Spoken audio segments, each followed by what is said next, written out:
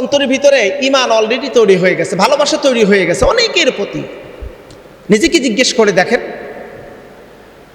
সবচাইতে বড় আদালত হলো নিজের বিবেক। বিবেকের উপর বড় আদালত আর পৃথিবীতে নাই। আছে নাকি? কথা বলেন। কোনো আদালত নাই, নিজের বিবেকের চাইতে বড় আদালত পৃথিবীতে আর নাই। নিজের বিবেককে জিজ্ঞেস করলেই নিজের বিবেকের মধ্যে একজনকে আপনি দুই পাশে দুইটা উকিলকে দাঁড় করান, আর আপনি বিবেকের যেই আছে তাকে জজ বানান। জজ বানায় এবার দুইজন উকিলের ওকালতি শোনেন আর আপনি বিচার করেন। দেখেন আপনার বিচার আপনিই করতে পারবেন। এজন্য কিয়ামতের ময়দানে আল্লাহ পাক একটা বিচার পদ্ধতি করে দিয়েছেন। ইকরা কিতাবাক কাফা বিনাফসিকা আল-ইয়াওমা আলাইকা হাসিবা। বান্দা, তুমি তোমার আমলনামা পড়ো আর তোমার বিচার তুমি নিজেই করো। আল্লাহ পাকের বিচার পদ্ধতি।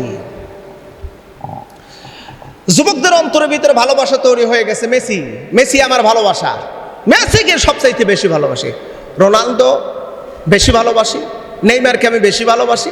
সোশ্যাল মিডিয়াতে অনেক কিছু, অনেকের বক্তব্য আস্তাগফিরুল্লাহিল আযীম, এত অশালীন ভাষায় এত নোংরা কথাবার্তাগুলো ছড়ায় দিচ্ছে যা বলা খুবই কঠিন। যুবক, তোমার অন্তরের ভিতরে ভালোবাসার কথা ছিল প্রিয় নবীজির। তোমার অন্তরের ভিতরে ভালোবাসার কথা ছিল খোলাফায়ে রাশিদিন। তোমার ভালোবাসার কথা ছিল ইসলামের সেই রেনেসার, সেই সময়ের সাহাবায়ে কেরামদের ইতিহাস। কিন্তু অন্তরের মধ্যে ভালোবাসা তৈরি হয়ে গেছে পৃথিবীর খেলতামাশা, গান বাজনা, অশ্লীলতার যারা পরিপূর্ণ এই সমস্ত ব্যক্তিবর্গের। তাহলে নিজেদেরকে এবার নিজেরাই আপনারা বলুন তো, ইমানের পরিপূর্ণতা আছে নাকি ইমান একেবারেই চলে গেছে? মিয়ারে হক একমাত্র বিশ্বনবী, ভালোবাসার পাত্র একমাত্র বিশ্বনবী। ওই যে বদরের যুদ্ধের একটা ইতিহাস আপনারা শুনেছেন না? ছোট্ট মাজ আর মুআব্বাস, 12-13 বছরের ছোট্ট যুবক, ছোট্ট কিশোর বদরের প্রান্তরে যুদ্ধে যাবে। রাসূল কারীম সাল্লাল্লাহু আলাইহি সাল্লাম তাদেরকে অনুমতি দিচ্ছে না। মানে বদরে যদিও তখন যুদ্ধের প্রস্তুতি নয়, যুদ্ধের জন্য নয়, বদরে যাবে, তারা রাসূলুল্লাহর সাথে যাবে। কিন্তু এক পর্যায়ে রাসূল তাদেরকে অনুমতি দিচ্ছে না। তারা বলতেছে অবশ্যই যাব। ভিন্ন ভিন্ন রায়াত আসছে যে না, যুদ্ধের আক্রমণ, যুদ্ধ লাগবে তার পূর্বেই দুই ভাই বদরে প্রান্তরে উপস্থিত, যুদ্ধের ময়দানে নামবে। রাসূল কারীম সাল্লাল্লাহু আলাইহি সাল্লাম অনুমতি দিচ্ছেন না। দুইজন বলে, ইয়া রাসূলুল্লাহকে আমরা বাবা মার কাছ থেকে বিদায় নিয়ে এসেছি, মার কাছ থেকে বিদায় নিয়ে এসেছি। মা বলছে আবু জাহেল নাকি আপনাকে সবচাইতে বেশি নির্যাতন করেছে, এই জন্য আমরা দুই ভাই শপথ করে এসেছি, হয় আবু জাহেলকে মারব নতুবা দুই ভাই এই বদরের প্রান্তরে শহীদ হব। ছোট্ট কিশোর তরুণ, এই মাজ আর মুআব্বাসের ইতিহাস থেকে ব্যাপক শিক্ষা রয়েছে, চরম শিক্ষণীয় বিষয় রয়েছে। রাসূল দেখলেন যে ছোট্ট দুইজন বালক, এদেরকে এরা তো যুদ্ধের কলা কৌশল জানে না, না এরা অস্ত্র চালাতে পারবে, না কেউ যদি আক্রমণ করে সে আক্রমণটাকে প্রতিহত করতে পারবে। এদেরকে যুদ্ধের ময়দানে দেওয়া মানে এরা মৃত্যুবরণ করবে। আমি কেমনে এই দুইজন বালককে কিভাবে যুদ্ধের ময়দানে আমি অনুমতি দেই? রাসূল একটু কৌশল অবলম্বন করলেন আর বললেন, তোমাদের মধ্যে একটু কুস্তি করো, মারামারি করো, যে জিতবে তাকে অনুমতি দেওয়া হবে, যে জিতবে না তাকে অনুমতি দেওয়া হবে না। মাজ আর মুআব্বাসের মধ্যে দুই ভাইয়ের মধ্যে একজন একটু বড়, একটু শক্তিশালী, একটু উঁচু লম্বা ছিল, আর একজন একটু খাটো, বয়সও কম। এক ভাই আর এক ভাইয়ের কানে বলে, ভাইজান তুমি বড়, আমি যতটুকু জানি এই কুস্তিতে তুমি বিজয়ী হবে, আমি বিজয় হব না। নবীজি তোমাকে অনুমতি দিবে যুদ্ধের ময়দানে যুদ্ধ করার জন্য, কিন্তু আমাকে রাসূল অনুমতি দিবে না। ভাই গো, একবার তুমি বিজয়ী হও আর একবার আমাকে সুযোগ দাও, আমিও যেন বিজয়ী হই। কুস্তিতে দেখা গেল বড় ভাই প্রথমে বিজয়ী, এরপরে সুযোগ দিল দ্বিতীয় ভাই, ছোট ভাইকেও বিজয়ী বানালো। রসুল দেখলেন আর বুঝতে পারলেন দুই ভাইয়ের মধ্যে জেহাদের ময়দানে যাওয়ার জন্য অবিরাম কৌশল। রসুল মুস্কি হেসে বললেন, যাও, তোমাদের দুইজনকে অনুমতি দিয়ে দিলাম। জোরে বলুন একটু সুবহানাল্লাহ। দুইজনকে আমি অনুমতি দিলাম। আব্দুর রহমান ইবনে আউফ রাদিয়াল্লাহু তাআলা আনহু বর্ণনা করেন, যুদ্ধ শুরু হয়ে গেছে, আমি একটি টিলার পাশে দাঁড়িয়েছি। ছোট্ট দুইটা বালক এসে বললেন, চাচা, আমরা মদিনার আনসার বংশের সন্তান, ও চাচা দেখা দিন না আবু জাহেলকে আমাদের দুইজনকে দেখায় দিন। আব্দুর রহমান ইবনে আউফ রাদিয়াল্লাহু তাআলা আনহু বর্ণনা করেন, আমি দুইজনকে জিজ্ঞেস করলাম, কেন আবু জাহেলকে খোঁজো?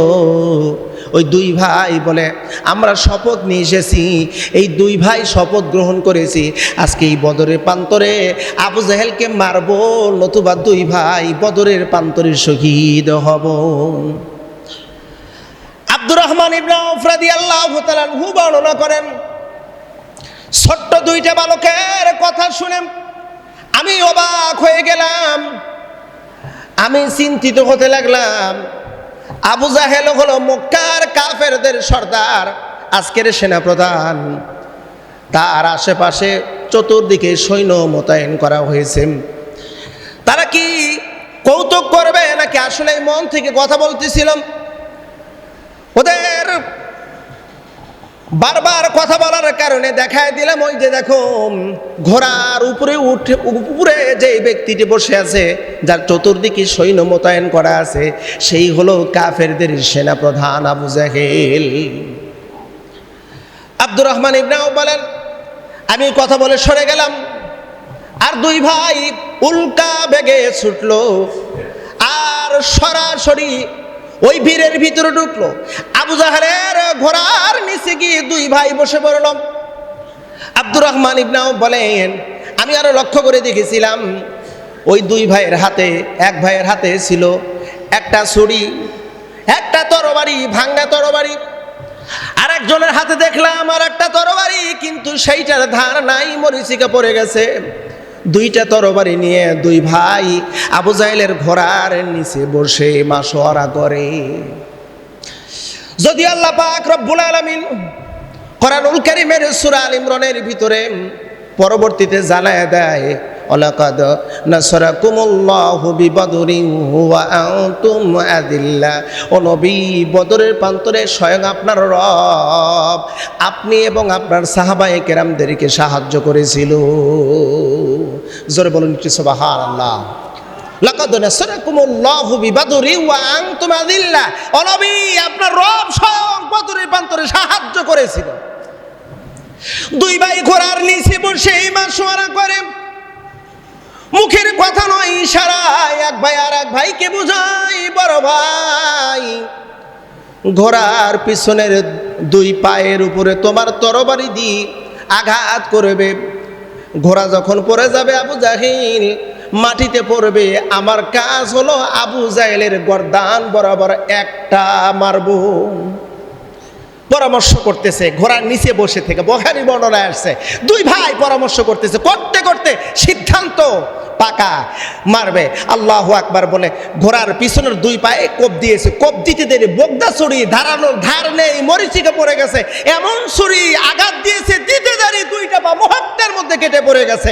আবু জাহেল চিৎপাটাং হয়ে মাটিতে পড়ে গেছে। জোরে করে একটু আল্লাহু আকবার। আর এক ভাই আল্লাহু আকবার বলে আবু জাহেলের গর্দান বরাবর একটা মেরেছে। যদিও কিতাবের ভিতর বর্ণনা আসছে, আবু জাহেলের এই ক্ষত অবস্থা দেখে, আবু জাহেলের ছেলে ছিল, নাম হলো ইকরামা বিন আবু জাহেল, পরবর্তীতে কালিমা পড়ে মুসলমান হয়েছিল অনেক পরে, মক্কা বিজয়ের পরে। ইকরামা ছুটে আসলো, বাবাকে মারছে। ইকরামা এসে মাঝের সাথে লড়াই শুরু করলো।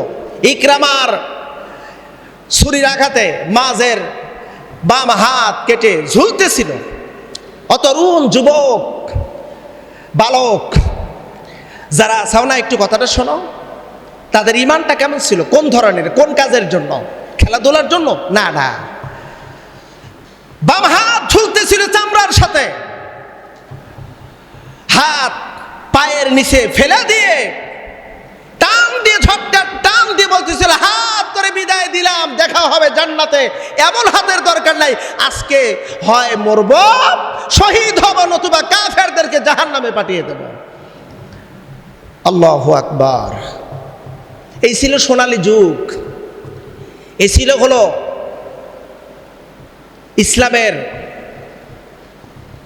ইসলামের সেই বিজয় কালের কথা। আর আজকে আমরা ফজরের নামাজের সময় পাই না, চেতন পাই না, খেলা দেখার জন্য ভোর 6টা, ভোর 4টা, 3টা, 2টা, সারা রাত। আমি তো কন্টিনিউ দেখতেছি, কয়েকদিন বাজার থেকে যখনই বাড়ির দিকে যাই 12টা, 1টা, 2টা, দেখি যে সব যুবক তরুণ সব বসে আছে। আল্লাহ, এটা অবশ্য কিয়ামতের লক্ষণ, কিয়ামতের আলামত, কিয়ামতের আলামত। খেলতামাশায় সময় কাটাবে, প্রভুকে ভুলে যাবে, আল্লাহকে ভুলে যাবে, আল্লাহকে স্মরণ থেকে দূরে রাখবে।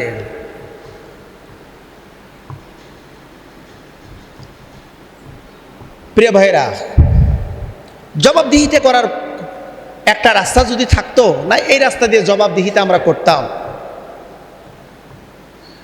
আমাদেরকে তো এই খেলাধুলা করার জন্য আল্লাহ পাক পৃথিবীতে পাঠান নাই। আল্লাহ তো আমাদেরকে দুনিয়ায় আনন্দের সাথে থাকার জন্য তো দুনিয়ায় পাঠান নাই, আমাদেরকে পাঠিয়েছেন আখেরাতের পুঁজি অর্জন করার জন্য। আনন্দ তো সেখানে, আসল আনন্দই তো সেখানে। এখানে যা দেওয়া হচ্ছে এটা হলো আমাদের চোখ ধাঁধানো, গোলক ধাঁধা, চাকচিক্য সৌন্দর্যে আমাদেরকে আবৃত করে রেখে দিয়েছে। এটা আমাদের আনন্দ নয়। আনন্দ ওই দিনের জন্য একটু কাজ করি। তরুণ যুবকদেরকে আমি বলি, সুযোগ আছে, সময় আছে। জানি না এই পরিবেশ পরিবর্তন হবে কখন, তবে ইসলামের রেনেসার যুগ ছাড়া পরিবর্তন হওয়া সম্ভব নয়। ইসলামী হুকুমত ছাড়া এই সমাজ, এই পরিবেশ পরিবর্তন হওয়া সুযোগ নাই, কোনো সুযোগ নাই।